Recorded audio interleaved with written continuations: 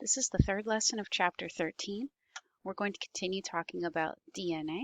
We've made it through the history and learned about some of the key scientific discoveries that led to our knowledge that DNA is the molecule of heredity and also what the structure, both physically and chemically, of DNA is. Now, to continue this story, we actually pick up where we left off with two of the scientists who were credited for their discovery of the structure of DNA, and those were the team of Watson and Crick. And in addition to the structure of DNA, they also proposed a model for how DNA replicates. Now, at the time, there were actually three supposed models for how this would occur, and only one of them was found by Watson and Crick to be the correct model. So let's talk about each of these three models and then speculate as to which one is the correct model. So the one on the far left, the conservative model, shows that the two parental strands of DNA stay together and there's a fully new copy of DNA after the original one is used to make a copy, a full copy. So it shows that the original parental strands stay together regardless of how many rounds of replication occur.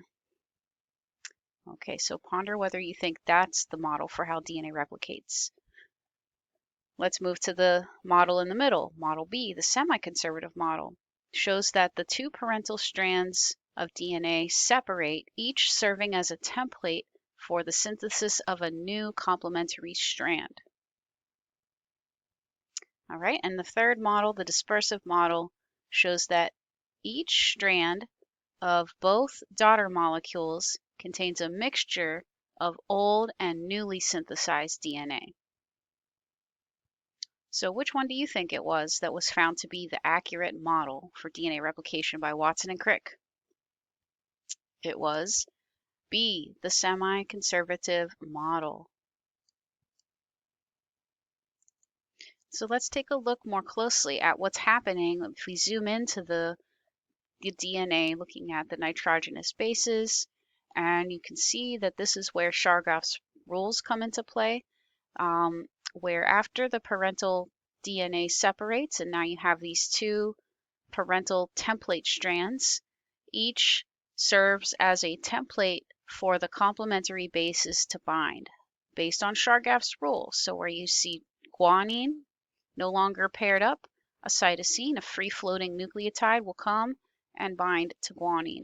And similarly for thymine, will bond with adenine, and so forth. And so this happens simultaneously for both of the parental strands, and the end result will be two identical copies of DNA molecules. This mechanism occurs in all living things that have DNA, which is a criteria of a living thing. But there are some slight differences between DNA replication in a prokaryote versus a eukaryote. This is prokaryotic DNA replication of a plasmid, which is a circular piece of DNA. And this occurs in a prokaryote in the cytoplasm because they don't have a nucleus, of course. Now, prokaryotic DNA is generally smaller than a eukaryotic DNA, meaning that there's just less genetic information there. So because of the small size, especially in a plasmid, which is a circular piece of DNA, there's only one origin of replication. This is where this kind of replication bubble opens up in the DNA, separating the two parental strands, and then the replication proceeds on either side of this replication fork.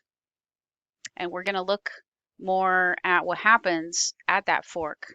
We'll zoom into that after we compare this to eukaryotic DNA replication. So because eukaryotic DNA replication involves a much larger molecule of DNA, there will be usually more than one replication bubble or origin of replication where you see the bubbles opening up. And then in each bubble, there are two replication forks, and you can see the red arrows signify that DNA replication is going to happen on both sides of the replication forks. And ultimately, the whole molecule will be copied. And we'll study that again soon. We'll zoom into that. Now, in contrast to the prokaryote, remember that the eukaryote has a nucleus, so DNA replication occurs in the nucleus of a eukaryote versus in the prokaryote, it's in the cytoplasm. So now we're ready to take a closer look at what's happening at the replication fork. And this would apply to both prokaryotes and eukaryotes, but we are going to simplify this. So this is a model for prokaryotes undergoing DNA replication. But just know that the mechanisms are similar in a eukaryote, but this will be happening in multiple places, take longer time, just a little more complex and more time consuming. So when zooming into the replication bubble, where the parental DNA, which is signified by the darker turquoise color, they've separated in this place. On either side of that, there's a replication fork. That's where the bubble opens up, but then you can see the parental strands are still together on either side of the fork. So depending on which side is the leading versus the lagging strand will signify which direction and how the daughter DNA is synthesized.